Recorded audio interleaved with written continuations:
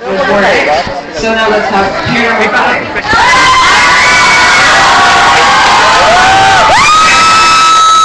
The enthusiastic Atos Amalaka. Pair of formal gowns or formal dresses tonight. What we wear right now signifies elegance. We believe that simplicity is elegance.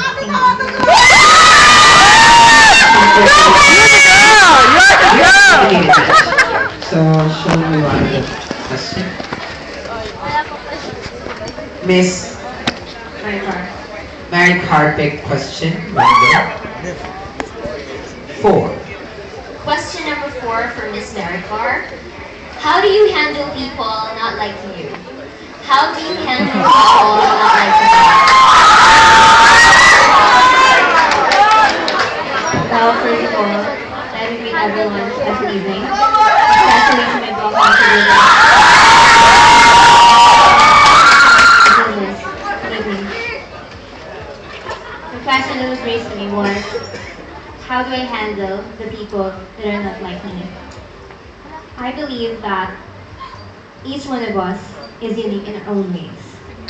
And bearing this in mind, I always see to it that I adapt with the people around me, because that is the only way that we could achieve unison and we could work together to achieve a certain goal.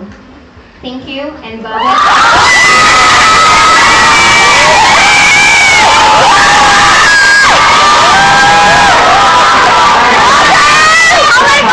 Question for Mr.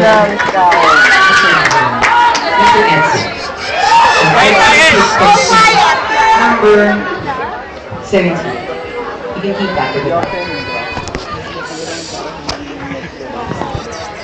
Question number 17. What good thing did a super typhoon Yolanda cause to our country?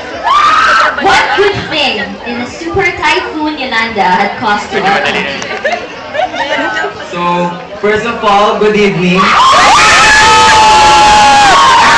Acknowledge my blockmates in my So, to answer your question, I think the good thing that Typhoon Yolanda brought to us was that it made Filipinos unite and other countries. Thank you, and God bless us all.